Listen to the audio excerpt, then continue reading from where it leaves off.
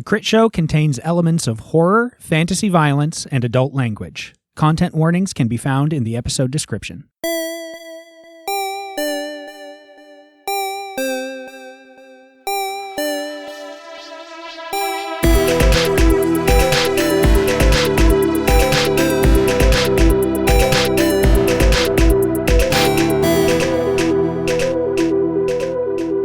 Hey everybody, Rev here. I am joined for, maybe not the last time, but at least for the final time of this crossover. Sean and Abdul, how you doing? So good. So good. It's kind of weird that it's coming to an end. The I crossover. know. It's like sad. camp. Yeah, it's Yeah. like summer camp. Yeah. We're all packing up It's our like, stuff. will we get to see these friends again? Yeah. And Whereas there's a lot of stains on our sleeping bags that we're gonna have to explain to our parents.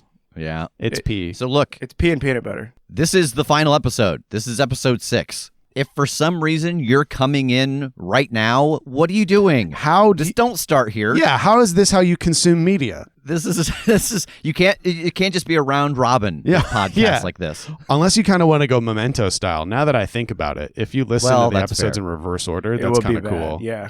Listen, Abdul and I talked about the idea of recording an actual play that theoretically was edited in a way where it didn't matter what order you listened to it. Oh, wait, what? He said. He had a reaction like that was he news to said him for you the and first him time. talked about I'm it. sure we talked about it. I have a bad memory for these things. Yeah. So if you have not heard the rest of the crossover, go over to Spout Lore. Episodes 1, 3, and 5 are there. Episodes 2, 4, and now the finale, episode 6, is right here. It's starting now. Yeah. Mm. It's pretty cringe. All right. Listen, it's cringe. When last we left our heroes, they left a rib-drunk Perel in the inn that wanders as they brought the man in white through the portal into the Black Tree Principality in search of Mother Neverwas. Using a hot-wired doorknob from Trog's bar, they were able to cross the distance, the vast distance between McCall and the Sea of Graves, to this place, bursting out of the outhouse of a man, a mayor, a king, named P. Moss, who told them that the Endless Marsh, name in progress, is the supposed home of Mother Neverwas, as well as figures known as the Gray Men, who we met later on, determining them to be people Mother Neverwas coveted. So she has collected as many versions of themselves as possible into a singular person, creating a menagerie of potential futures. Billy used his powers of being a little guy to convince the Gray Man to just chill out with a blanket. And then the gang crossed the water, hoping to come closer to Mother Neverwas. Ving stopped to talk to a Scottish reed, hoping to get some information on how to cut through the swamp. Kim, having determined using her farsight that Mother Neverwas was actually physically very close to the group, but interplanarly quite far away. Ving offered a hit of pure sunlight to the reeds that have never felt anything but a dim 10% vitamin D in their entire life. Everybody needs the D. These reeds were hungry for the D, and you gave it to them in spades. Thirsty. Ving lost control of his elemental powers in an attempt to provide a single beam of sunlight, instead burning away all of the mist in the swamp surrounding them, causing the reeds to grow from the violent outburst of sunlight, obscuring all but Tuck as he made direct eye contact, or as direct as it can be, with Mother Neverwas herself.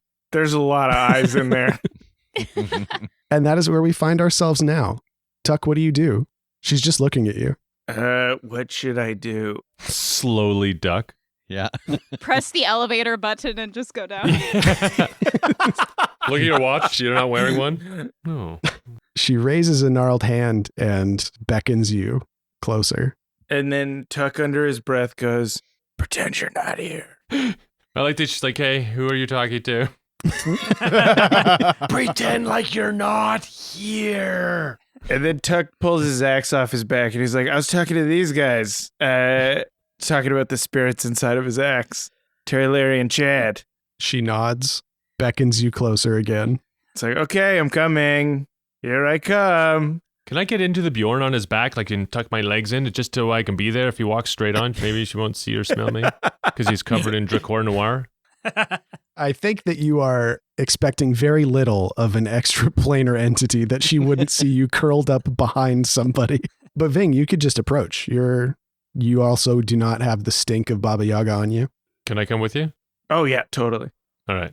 You cross through the reeds into this wide, muddy clearing.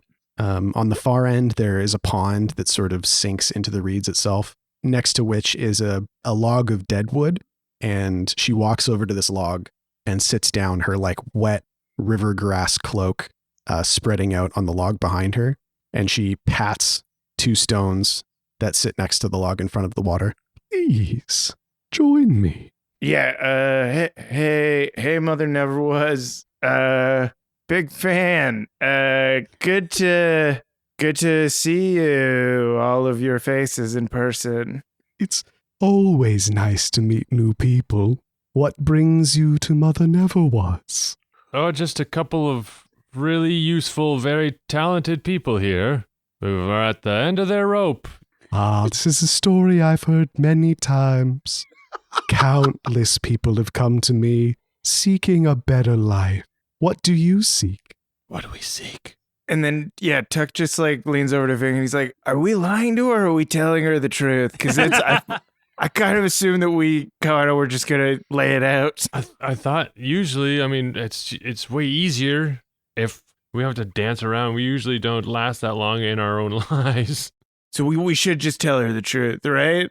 You made a mistake, Mother Never Was. Is that the truth? That's kind of the truth. Yeah, that is sort of the truth. A mistake? I do not make mistakes. I simply give people what they seek. And then Tuck is like, you made a deal with someone. I have made so very many deals. You will have to be much more specific. You made a deal with someone and you swapped them with someone else from another place. And that person's fucking pissed. He's the Man in Black. I don't know if you've ever heard of him, but he's been cutting a bloody fucking swath across, I don't know. Multiple universes. Yeah, what he said. And he's coming for you. You'll forgive me if I do not fear the petty revenge of a mortal man. Many have made a deal with me and been unhappy with the consequences, but that is not my concern. This one's different. Yeah, he's ending universes. He'll end this one. How have you not felt that? Felt what? Your army is dwindling with every universe he crushes. The possibility of future wants of yours are evaporating with every timeline that he demolishes. Your potential is less every moment he's allowed to be alive. Roll a 2d6 plus charisma. I got 13. Holy shit. Yeah. Nice. Oh. I aid. 2d6 plus bond. I see you have dice in your hand, so. I got 9. Okay, Nice. so that makes it a 14. And you're exposed to danger. Nice. She lifts a hand to scratch her chin. Many hands meeting many chins across many potentials. And picks up her reed circlet and continues weaving it, looking into the water, and says, if this is true, and he comes for me, what do you hope to do about it? We have very powerful friends there in the reeds. Guys! What are you doing? She looks up and goes, oh, more friends. Just a few hands Yep. up through the reeds waving. One hand very low down pokes out of the reeds. Face.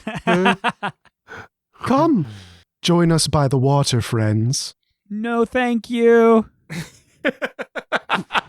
Please, I insist.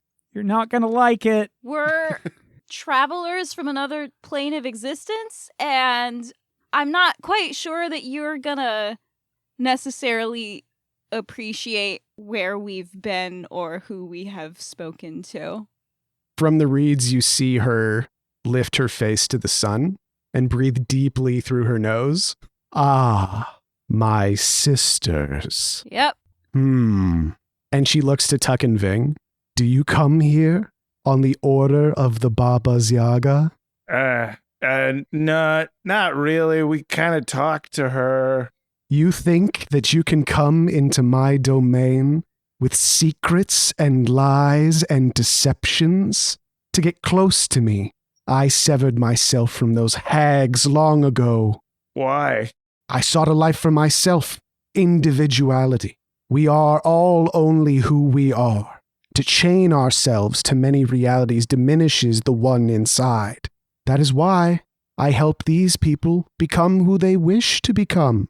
Tricking them in the same time, if it serves you. People do not know what they want. What they want for others. They do not seek things for themselves. They seek those perceptions of others to be turned to them in ways they desire. So perhaps, from time to time, the best you is another you. What if the same were true for you?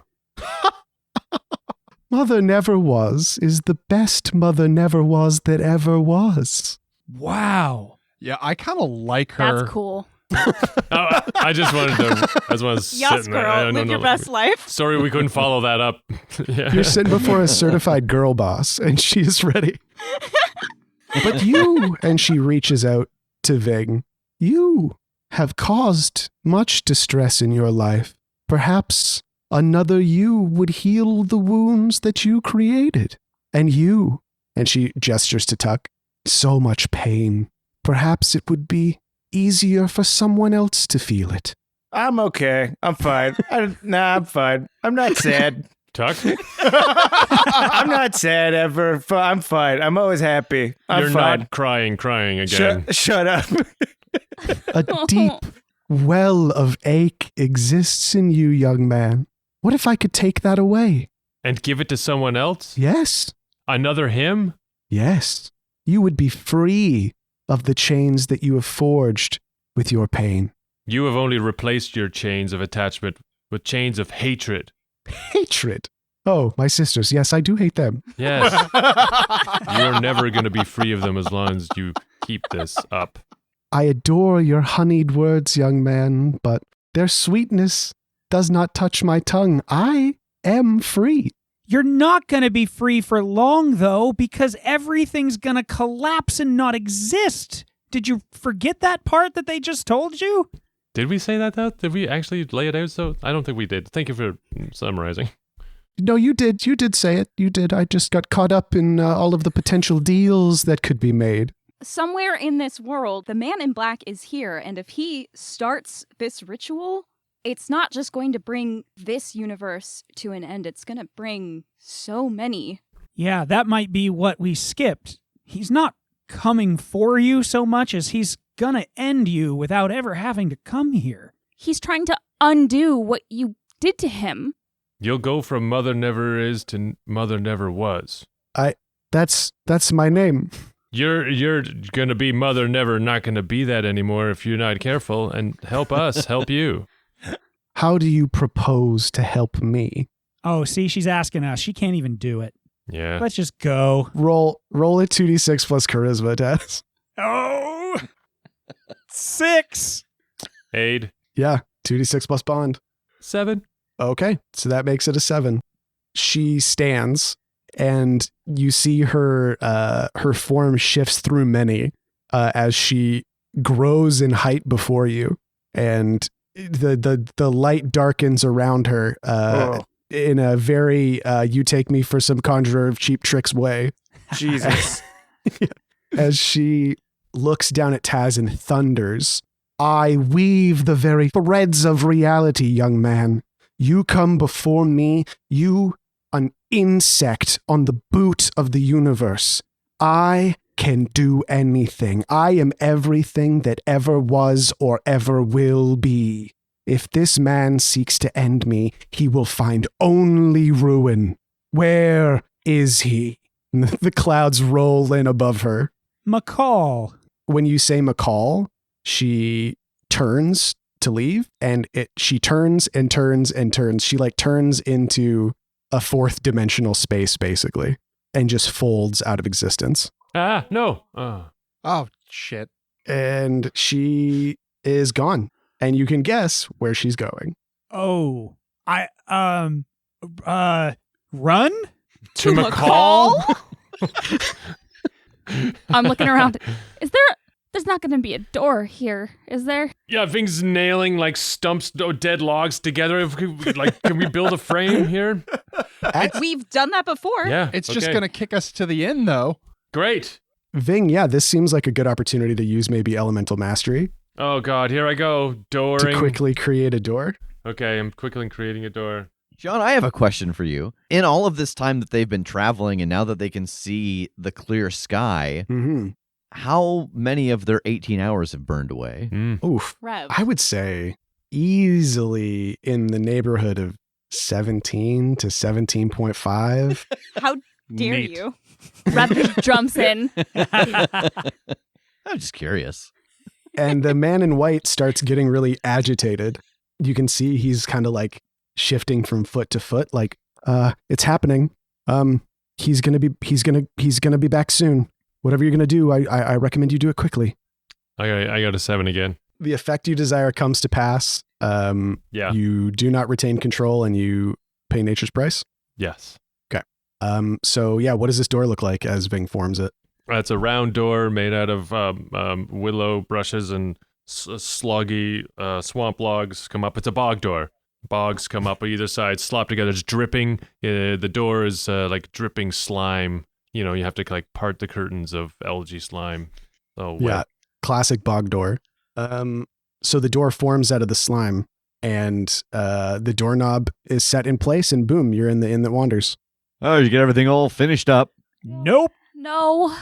Oh. Not exactly. Jake, Megan, do you think that you could like do the same thing that we did, but in reverse? Like try to focus on someone in McCall and wire this doorknob to another location? Maybe we can use the man in white since he has a connection to the man in black and get him to take us where he is. Oh, okay. That seems super dangerous, but I guess all of this is right now, so fuck it. Yep. Jake, I think on this one, so you're trying to use the man in white as a conduit to connect him with the man in black to then hit this doorknob to take you to where he is. Yeah. Roll act under pressure. Okay, neat. 6. Can I help out? How so? I think I have this like telepathic chat room just open between me and Jake and the man in white, and I'm trying to help like stabilize this conduit for this magic to go through. Yeah, and you're kind of keeping out the voice of the man in black as the man in white's like, hey, this is feeling weird. Yeah, I'm keeping it focused. Yeah, so roll help out. And I'm jamming ribs into his mouth to try to put him to sleep a little bit. Go to sleep. Go to sleep. I got an 8 on help out. Okay, so you expose yourself to danger, but that bumps Jake up to a 7. So you can do this. You can link the two of them, but the man in black is going to be able to shift between whichever body he wants again. Or it's going to be close. It's not going to take you directly to the man in black, which you know means that there's going to be some period of confrontation between Mother Never Was and the man in black before you arrive, and you don't know exactly what that looks like. Can I ask what the worst case scenario there is? Like, could they like level the city kind of thing? I mean, it's kind of hard to say because no one knows what Mother Never Was is like in a, for lack of a better term, combat capacity. She's mostly just known as a deal maker. Like, Yeah. it's hard to say what her offensive capabilities are, but probably significant.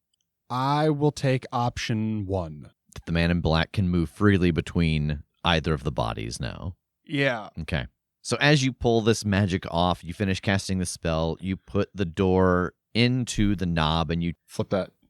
put the door into the knob. You put your knob into the door. That just sounds gross. You put the doorknob in and twist it, pushing the door open.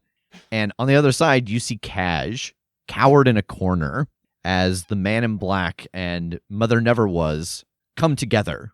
Like she has just appeared in front of him.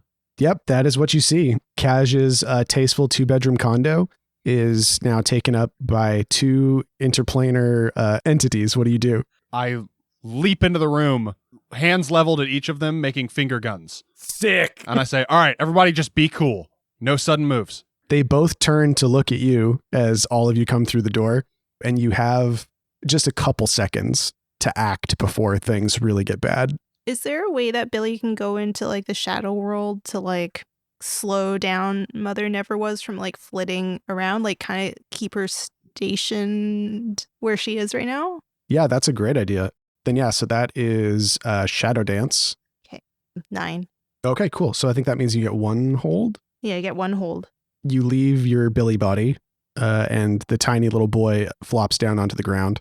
And you see Mother Never Was and the man in black in the ferry. What do they look like in here? They aren't changing. Like they don't have that like weird like flitting around look to them. Oh, interesting. Yeah.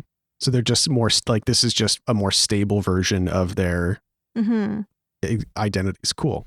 Mm-hmm. And yeah, how does Billy attempt to slow down Mother Never Was? I grab a blackberry vine in the fairy world and I tie it around her with myself, just like as extra.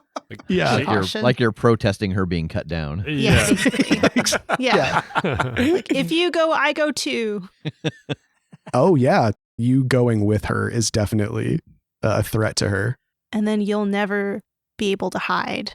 You guys all see Billy kind of disappear. Well, you see Billy flop over, and then Mother Never Was starts kicking her leg and is just like, get off me. And it's that thing where like images of her leg are kind of lagging behind the leg that you're seeing. So there's like a ton of kicking happening in the same space. Oh, wow. And the man in black takes this opportunity to bolt for the window.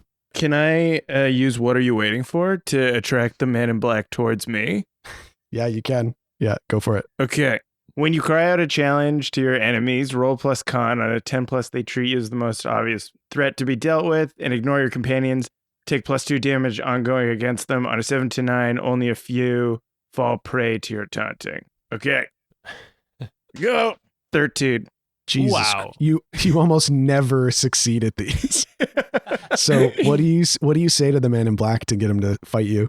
I don't say anything. I pick up an IKEA coffee table and I whip it at him. Okay, excellent. So he's running towards the window and he stops, like almost like he sees you out of his peripheral vision as you throw this coffee table at him. And he turns to look at you. A split second before the table smashes into him, he throws his arms up in front of his face and gets knocked out of the window. Tuck jumps. Yeah. So he gets knocked out of the window and off the balcony, and you come down on the ground just in front of him as he's getting up onto his feet and just goes, "You idiot. I have fought 1,000 battles. Do you think you're going to slow me down?" No, Ving says, we're gonna slow you down. And then he falls through the side of the building as a rock man. All right, 2d6 plus constitution. Yeah, is that for shapeshifting? Yeah. Yeah. 9.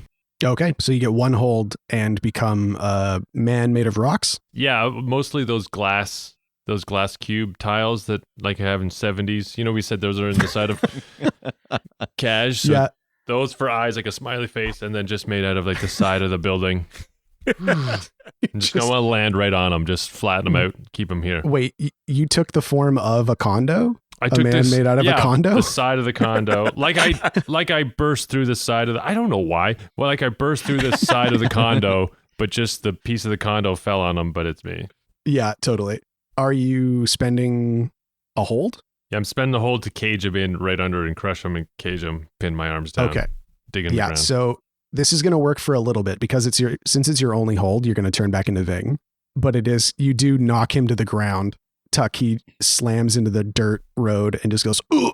Back in the condo, Mother Never Was is trying to kick Billy off. Billy, you're getting whipped around like crazy. Jake, Taz, Kim, and the crit crew, you see Mother Never Was is incapacitated for a second, distracted, it would seem, by some sort of spirit. What do you do? I want to like yell at her and be like, look, you've got this motherfucker right here. Well, now he's right out the window, but you've got this guy right in your proximity. And all you need to do is kick him back where he started, and he can't keep tearing apart universes. Are you fucking all powerful or not? She is whipping around trying to get something off of her and just yelling, "I am eternity. I am all," and trying to get towards the open door. Tuck and Ving, he's starting to struggle underneath you, trying to get loose from the condo-sized man that is on top of him. And something enters your mind. Where is the man in white? Oh, fuck. And All of a sudden, this struggling man stops struggling. He goes, what's going on? We're kicking your ass. That's what's going on, you loser. No, no, it's me. It's Wilfred. Oh, God. Oh, my God. I'm so sorry. Shit, where is the man in white right now? He is not in sight.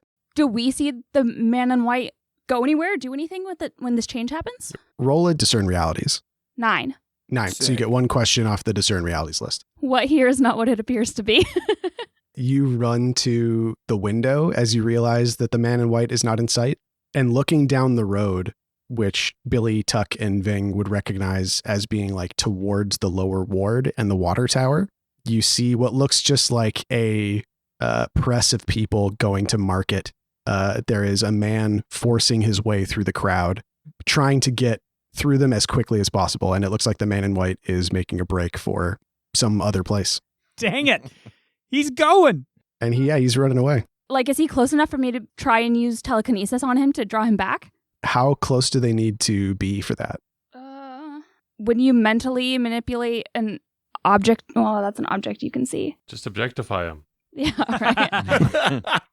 Where do you think you're going with that ass? Bring me that dump truck ass. That ass back over here. I don't want you to leave, but I love to watch you go. Yeah, it says I just have to be able to see it. So Okay, yeah, then you can totally see him. It's a good thing you caught him when you did, because he was almost out of sight. 8. 8. Okay, so on a 7 to 9. On a 7 to 9, you cannot move or do anything but manipulate the object. If you are injured or jostled about, you immediately lose connection. But with an object in motion, advanced move, when you use telekinesis, you can move objects about much more quickly. When you use telekinesis to hurl an object, treat it as a weapon, and it has tags, but I don't need to actually To hurl this guy at somebody? Yeah. quickly draw him back towards us. Yeah. So he is running through this crowd of brunch goers and gets yanked backwards and ends up kind of tumbling on his back in a ball, rolling to his feet with the speed and skill of a man who's rolled before, but he is now back in front of the condo as Tuck and Ving extricate themselves from the man in white. He squares up for a fight. Billy, Mother Never Was is now, she seems like at first she was annoyed by you grabbing onto her leg, but now she is baffled by the fact that you have been able to hold on to her and keep her in place for so long. So now her voice is taking on this begging quality. She's like, please release me, child. No, not until you prove that you are, in fact, as powerful as you say you are. What am I? Just a boy holding on to you. Just a boy looking at a girl. Through the shadow realm. Just begging you to send the evil one back. You are no boy, and you know it. I know. I'm eternal. You see in her many faces in one face, a twinge of fear. And she says, what do you desire? What do you wish? I want you to fix this. I do not wish to die. Now that I have found a way to be myself, I do not wish to lose that. I will stop him if I'm able to. He is strong. If he has achieved what you say he has achieved, he is a being of no small power. I think he's only strong because he thinks he is. Release me, and I will see what I can do. And she reaches down her hand and extends it towards your hand. Okay. I extend my hand. And she says, I promise. The pinky promise? Okay, pinky promise. Okay, I'm gonna do oath. Oh, yeah. Okay, read out oath. Yeah.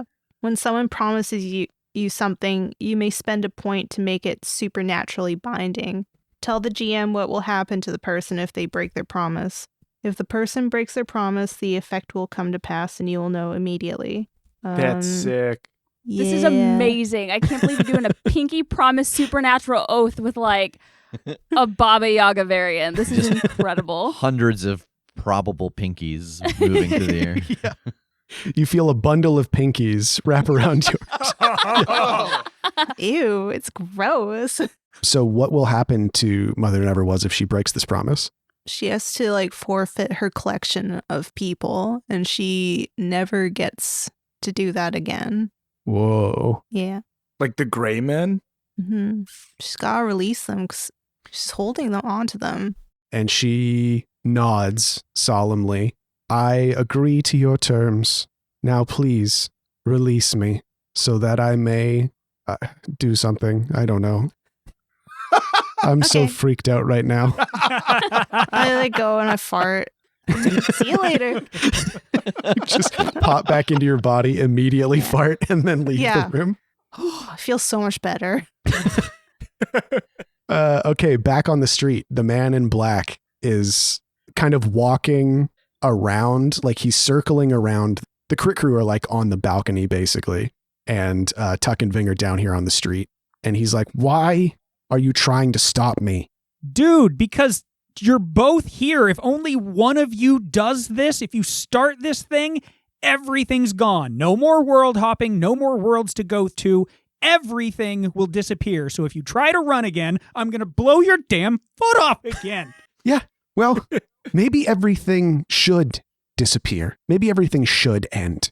People like that, things like her, get to just play with reality, with people's lives, like they're a toy chest. How many times has this happened? How many lives have been ruined? Maybe we should just wipe it all clean and start again. But we don't get to start again. We don't. We're gone. No more Burger King. No more sunshine. You don't know that. You don't know any of that. I don't even know what a Burger King is. But if he is anything like Mother Never Was, he deserves to die too. Oh, I'm going to blow his foot. I'm going to blow his foot off. I would like to see you try. And his body begins to take on this like metallic sheen as he like changes form into some version of himself that is clearly made of a very strong material. And he's getting ready to fight. He's Terminatoring. He's colossing. I want to cast a spell on him. Okay. What kind of spell are you looking at? It's called Fireball. Okay, yep, Fireball. I just want to, he's made of metal. I wonder, one, I want to hurt him, and two, I want to like melt him. I want to slag this man. It's a classic move. 8. So I have to pick one of my consequences again. The spell disturbs the fabric of reality as it is cast. Take -1 ongoing to cast a spell until the next time I prepare spells. Okay, excellent. So it is 7 damage. 7 damage. Holy shit. Wow. That is significant. It is a mighty ball of flame that envelops your target and everyone nearby. But I was hoping, since he's circling out around the group, Find a window. that it might be safe. I'll yell out, duck, as I do it. Just so all the cool people know, I'm about to throw a fireball. Everybody I like, don't get hit by this. And you whip out this ball of flame. It slams into his metallic body, and he cries out in a voice that sounds like iron rails grinding as the fire kind of pours around him and lights an awning and a cart behind him. People on the street that for some reason were sticking around for this before scream and scatter, clearing out the street more or less. There are shutters in the doors and windows of adjacent buildings closing, so there are still people nearby, but the street's pretty much clear. And he, kind of drops to a knee for a second, and you can see rivulets of metal running down his body. You've completely torched his shirt as well, creating a very dramatic shirtless look with this metal body. He looks pretty cool. Damn it, I've made him more powerful. God, he got hotter. All the rivulets of metal make him look really vascular and buff. Finally, we've objectified him. It's finally happened. You're doing it. You're doing it. And Crit Crew, you feel her presence before she even gets to you and kind of subconsciously move out of the way as Mother Never Was steps onto the balcony. And then she steps forward, but then she's down at street level. And then she steps forward and she's at the mouth of an alley. And then she steps forward and she's up on top of a building. And she fucks clean off. She steps forward and she's on a plane back home. She says, fuck the gray men, worth the cost. You guys have fun. Somebody already had a Trivago ticket booked. I'm leaving. Someone dropped this on the ground. I'm going on a trip. She steps forward and she's in the Cook Islands on a beach, just vibing. Yeah, right. She deserves it. And she raises her hands in the air and she is definitely gearing up for something. It's not exactly clear what it is right now, but she is gathering strength and power. I lift my hands up in the air as well to offer up my power to the spirit bomb that she is about to cast on this man. Oh, cool. Yeah. All you kids at home, raise your hands. Lend Goku your strength. Tuck takes a cue from Jake and he does it too. Can I use my culling sight on the man in black? Yeah, totally. That is a 7, so I have a hold 1. Like, I don't know if this does anything from a mechanical aspect, but I want to spend my hold just to give Mother Never Was all the bonuses. Yeah, totally.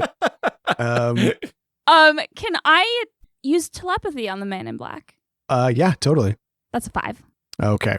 So you cast out your mind in an attempt to connect with the man in black, and you don't know if it's something about this point where all these interplanar people are, or something about his metallic form that literally just redirects the energy, but you basically feel the equivalent of like a feedback burst in your mind as all that energy comes back in, and you're gonna take a -1 to your next move. Okay. Your brain is kind of reeling through this. It's almost like you have two brains in your head for a second, and it does not feel good. And Mother Never Was, from her perch on top of the building, completes her spirit bomb and brings her hands down, and you all watch as eons of McCall's history attempt to exist in the same space. Whoa. The construction of the building changes. There are ruins where there are currently standing buildings. There are towers. There are massive obsidian-skinned giants striding the plains that disappear. There are dragons, leviathans arcing through the sky. And warriors from a number of different ages start bursting onto the street. And she points down at the man in black and says, "Him." And they all start to converge. She doesn't appear to have any concern for the fact that you are all here as well. You watch as armies from 100 millennia attempt to just kind of raise the street. What do you do? Seeing this chaos and all of my friends down there in it, I think I want to take a couple of shots at our boy down there, at our enemy. Because I think I can lay down some suppressive fire to give them all a chance to act without maybe getting interfered with. Right. Yeah. Perfect. Okay. Yeah, go for it. So I did get a 10. Oh, excellent. So I get to do my base damage, and if I spend an extra ammo, I can do one of the extras, like an extra D6, so on, so on, so on. But in this case, I want to use that ammo to lay down suppressive fire for my team's benefit here. Sweet. And in theory, if I can hurt his metally skin, I would do 2 damage to it. So yeah, you've shot plenty of things across plenty of realities. He sees you point the weapon at him and throws his arm up kind of in front of his face. You get the idea that he's probably seen a gun at some point. He knows what this thing is.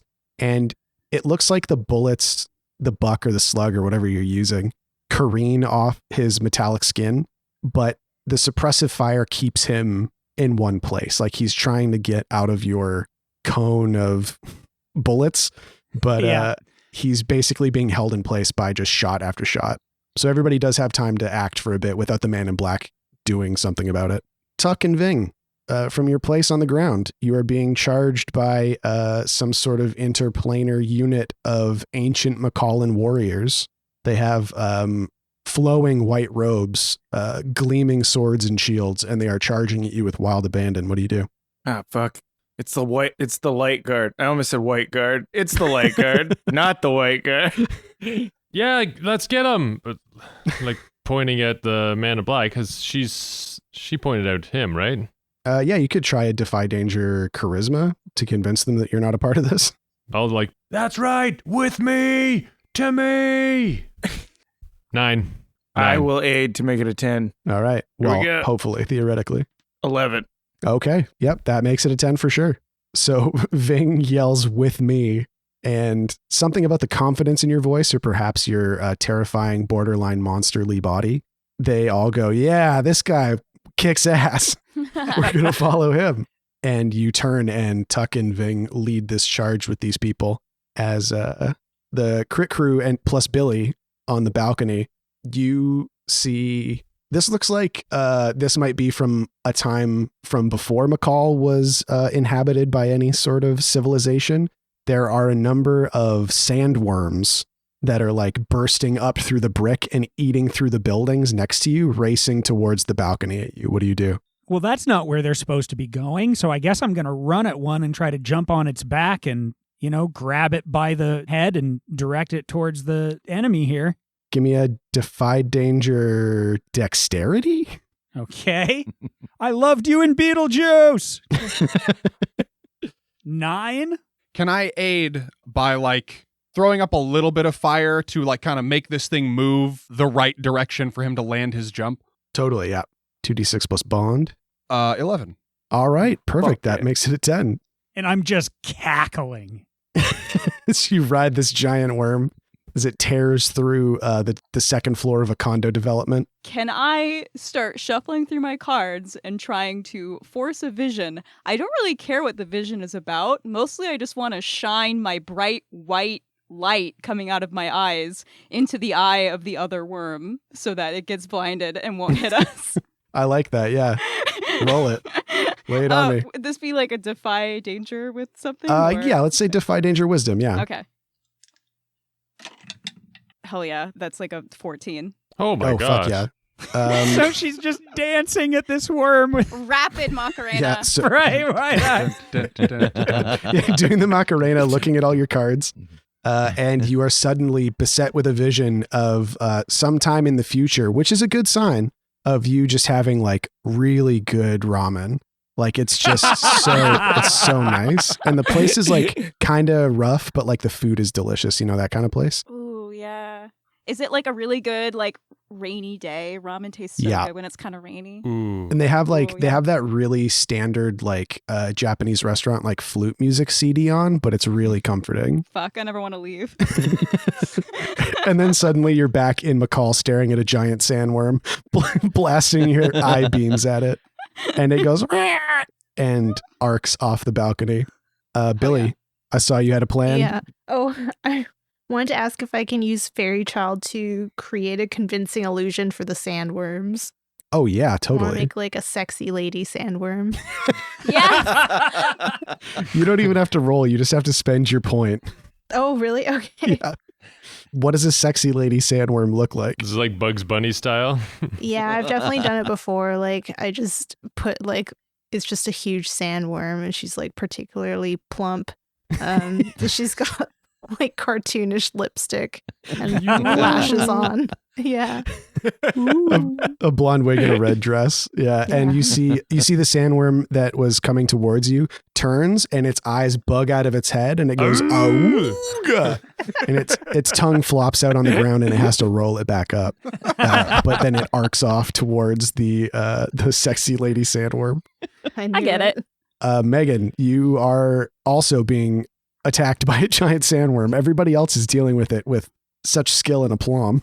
We've all dealt with our respective sandworms. Everybody's got to deal with a sandworm. You know how it is. It's so nice that they brought enough for each of us. I think there's a sandworm that's headed right towards me, and so I just kind of like plant my feet, and I want to use Mind Thrust to knock it backwards away from me. Hell yeah. That's a 9. Okay, and a 7 to 9 on Mind Thrust? I deal my damage, and I choose 1. Let's go. You draw unwelcome attention or put yourself in a spot. Okay, perfect. So you, deal your damage? 4. 4, okay. Yeah, you thrust your mind towards this sandworm and it squeals. Its little like 4-part segmented mouth opens in a screech, wiggling its little mouth parts as it flops over onto the ground. And you see the man in black in his metallic form is like throwing warriors holding spears like off of him, smashing shields, tossing dudes, every once in a while blocking a shot from Tass's shotgun. and he looks like he's being backed into a corner, and you can see his image start to flicker as he takes on another form. And it's like somebody just holds Control Shift and clicks on the corner of him and drags it up as he grows in size to like 15 feet tall. Oh, Whoa. And is now just this like Hulk. He's not metal anymore. That's great. This is not drawing on a reality in which he is also huge and metal.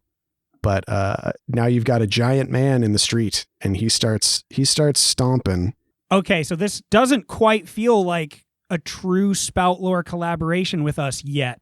So I think as he grows, and, you know, there's all of these warriors following them on the ground in towards this giant thing. And we've got the rest of us up on the balcony, you know, with these magic powers and stuff shooting down. And I'm surfing this sandworm, shooting down with my gun. And with my free hand, I take another bottle that I stole from Pete and just smash it on the side, and Sabotage starts playing over the battlefield. Hell yes. I love it. You hear Tuck in the melee. Yeah, and just as you get to the scream, he like swings down his arm and destroys a building next to you as your sandworm arcs underneath it. Tuck Ving, the unit that you now lead for some reason, is charging towards a giant man. What do? Oh, can I use Terry, Larry, and Chad to try and separate him from all of his like infinite forms? Can I use their spirit energy to do that? I'm on the fence about that, because I think it is definitely way different than anything we've used the axe for before. Can I somehow aid that as a spirit walker? Potentially, yeah. Yeah, you could just roll for it, and you know, we'll use the roll to determine what it does, like whether or not it works. Okay, cool. So roll plus wisdom. And on a 10 plus, the GM will grant you an insight into a current trouble or a boon to help you. 5. 5 is not great for sure. Yeah. You're like racing at the head of this army, and you're like, yeah, Terry, Larry, and Chad, I'm fighting a giant. This is the best day of my life. And you pull back to swing your axe at this guy, and you trip over like a can on the ground. You step on a can in a weird angle, and you fall on your face, and the army just plows over top of you. Fuck. So you're being stomped on by a bunch of guys as they just run over you to the battle. Shit. Roll a d6. 2. 2. All right. Yeah. 2 damage. Okay. Mother never was. You imagine now, having seen as many forms as this guy can take, reaches out her hands and attempts to pull. This is another spirit bomb situation. You're basically holding this guy off while she attempts to complete some sort of magical interplanar maneuver. So Ving, you see this, like you look up at the top of the building as Mother Never Was is like flitting around in the air now, kind of like popping from place to place and around this giant guy. And she's attempting to do something as he's like swatting at her. What do you do? I'm going to just Chimera. I'm just going to attempt to get as big as he can to kind of hold him back more. So I'm going into a big sweaty polar bear, I guess, because we're in the desert. Mm-hmm. So I'll be a polar bear and with feathers. Do I have to pick? Oh, he's got antlers. What else? Gills. A giraffe's neck. Giraffe neck. Nice. Platypus feet. Camel hump. Great. He's just a horrible looking animal. I have to do shapeshift. Yes. Yeah. 2d6 plus wisdom. Good. Here we go. Great. 6. Yeah, I failed. Okay. All right. I mean, can I somehow like, I know shapeshifting isn't like magic, but it's like a form of magic. Can I kind of reach out and try to like stabilize the magic that's coursing through him as he shapeshifts? Yeah, I think that makes sense. There's a lot of different energies kind of coursing through this place right now. 2d6 plus bond. 9. Oh, 9. Okay, so that makes it a 7. great. So you become this terrible chicken, bear, deer, platypus. And what do you do now? Well, I just want to run up and pin him against I'm going to buck him into the thing behind him. And I say, like, menagerie on menagerie. Let's go. To all my animal friends. With our powers combined. So then I'll just hack and slash him, slam him into a building behind him, and try and collapse a building on him. And I'm just assuming that that's what I'm looking at is just an animal that exists here. Yeah, you're like, oh yeah, they're chicken Yeah, bears. exactly. That's normal. I got 8 plus 2 is 10. 8. Okay, Sick. so roll your damage, which I Great. believe is a D8 as a druid. 4. 4. Okay. Though still quite a lot larger than you, you sink your claws into his leg, biting into the flesh of this giant man as he kind of like stumbles backwards into the building next to him. He is looking, even before he changed forms into this large man, he was looking pretty worse for wear after the shots and the fireball. So it looks like he's approaching his last legs. Everybody, you see the armies are descending on the man in black as well. Spears and swords, hacking and slashing. You kind of all have this perfect opportunity to attempt to pull off one final maneuver. You know what? I want to see like an Avengers style. Everybody comes together for a final strike. What's everybody doing in this last moment of the battle? Start with Tuck. Tuck is quite hurt. On the ground, right? Yeah. But he's like grabbed onto the side of a sandworm that was like skidding past him. And it was headed towards the man in black. And he's just going to take his axe and try and like plant it in the guy's eye. Mhm. He's still All right. huge, right? Yeah, totally. Oh, can I have been cruising the sandworm past you and like grabbed you by the forearm and that, the sweet Yes. That's predator kind of hand grab and like swung you at him? Yeah, 1,000,000% yes. Is what Tuck says. Hack. All right, hack and slash Tuck. Okay. Shit. Oh no. 5. Okay. Oh, Yeah. God. Task grabs you and whips you through the air on his sandworm ride as a giant hand comes up and just volleyball spikes you into the ground. roll a D8. 6. Okay, that's a lot. Oh, God. Oh, I'm so sorry. Oh, no. Fuck. Tass, how do you follow that up? I'll avenge you. And I'm like directing the sandworm straight into this dude's side, like trying to plow into him as I take my last shot. Volley. 10, and I have 1 ammo left to spend, so I'm going to add another D6. Okay. 5 damage total. Okay. Yeah. Something about the incredible density of this man's flesh makes this maybe less of a spectacular shot than you were hoping. But you like rake his side with gunfire as you ride past. He coughs up a unnaturally large gout of blood. Jake, you see this blood course out like a fountain. What do you do? I think as he like coughs out the blood, like he like closes his eyes and he opens his eyes again and he can see that there's like a weird little pinprick of light right on the tip of his nose and then it just explodes into another fireball in his face. I love it. That is a 7. On cast a spell. Cool. I'm gonna pick the option I haven't picked yet. The spell's forgotten. I can't cast it again until I prepare a spell. So this is my last fireball. Okay, sweet. But does 8 points of damage ignoring armor. Oh, Yeah. Oh. There's a massive ball of flame in his face, and when it clears, his previously 3-foot-long eyebrows are now gone. Oh, my God. Megan, you see a giant ball of flame explode in front of this giant man's head. He's trying to get to his feet, kicking off scores of men as he does. What do you do? I think since Tass started playing Sabotage, that's my pump up song. Yeah. And so I'm going to like use that to try and do telepathy again. Sick. All right, roll it. 10. 10. Beautiful. Whoa. So what's a 10 plus on telepathy look like? So I get to like learn what they're thinking, but really I want to establish this like mental connection with him. And I tell him, what happened to you isn't fair.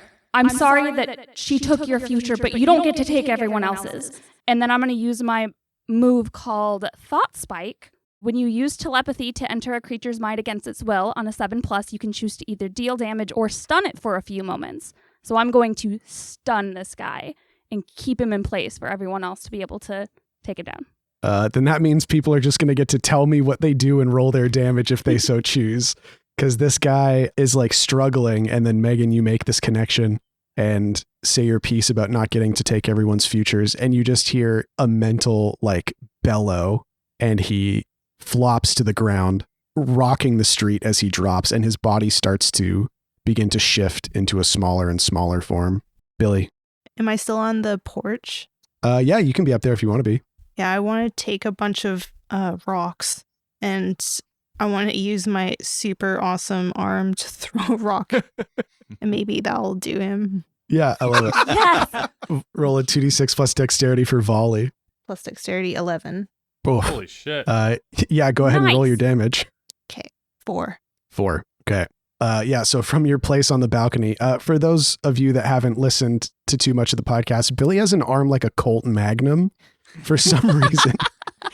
You just get up on the banister and whip a rock down. It goes in a straight line and just clips this guy under his chin. His teeth clack together as you like force his jaw shut and blood spurts out of his mouth.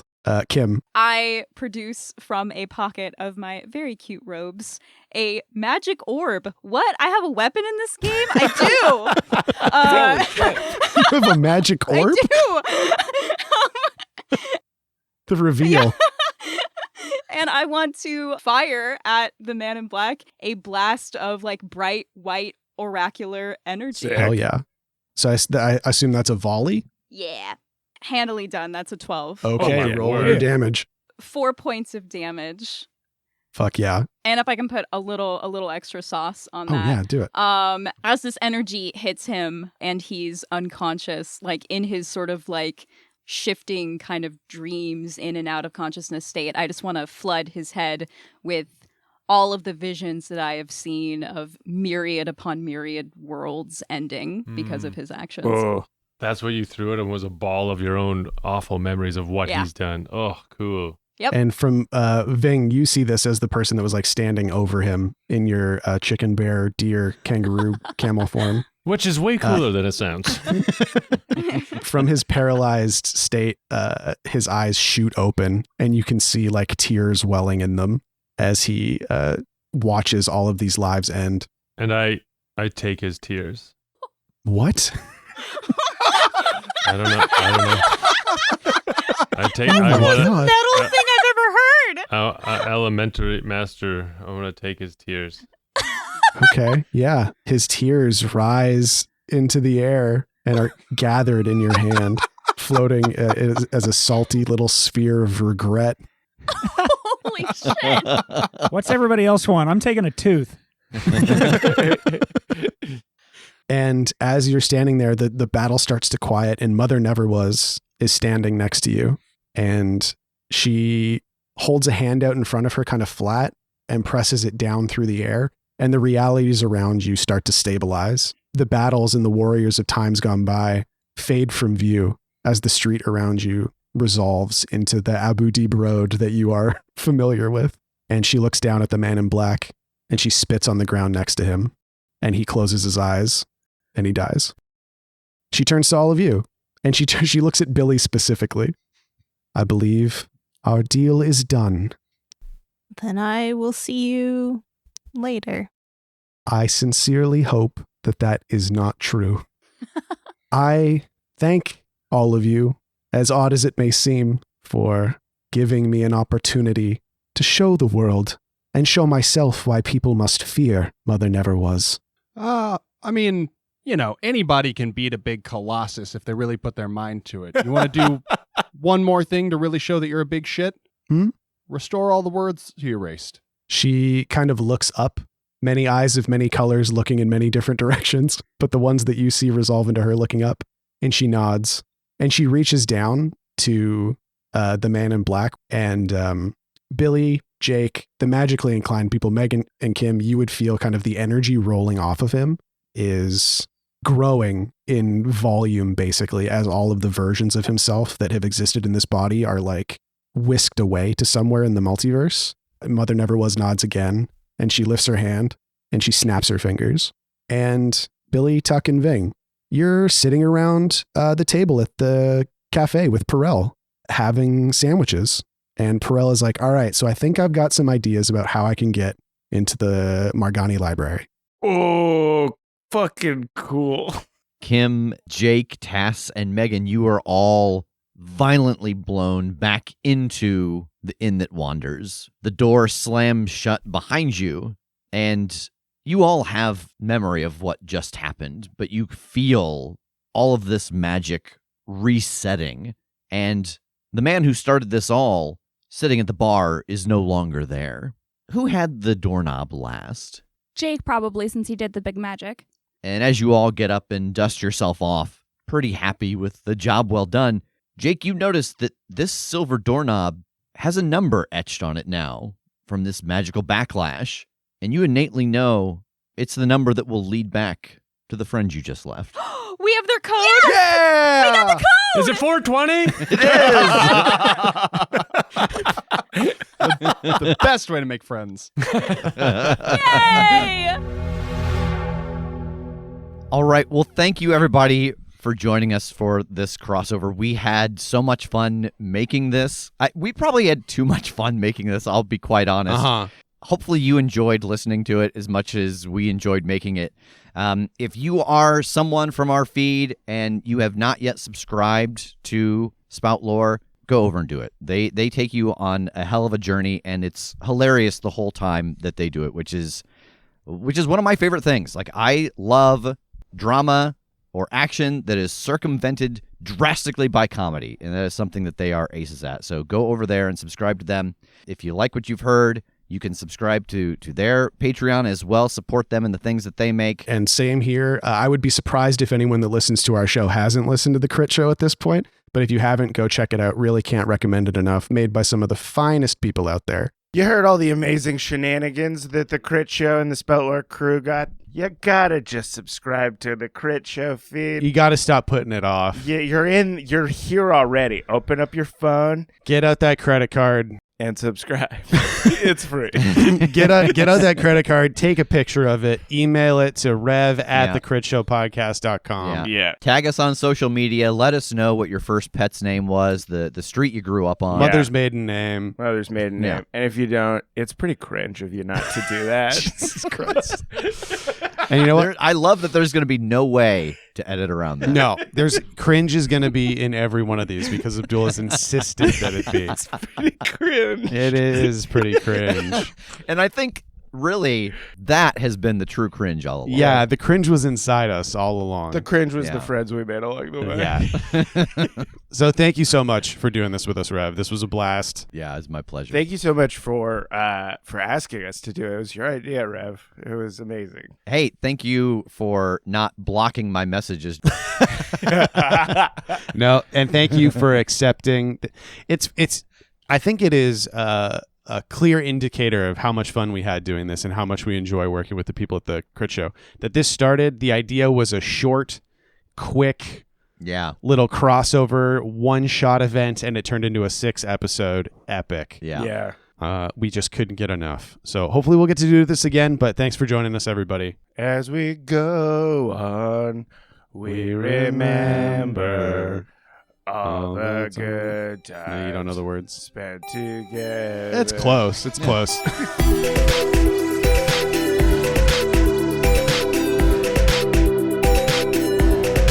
The Crit Show is a Crit Show Studios production, edited and produced by Brandon Wentz with music by Jake Purley. You can find more information about us at thecritshowpodcast.com. To keep up to date with upcoming live shows, contests, and other special events, follow us at The Crit Show on Facebook, Instagram, and Twitter. For even more weekly content, join us at patreon.com/thecritShow.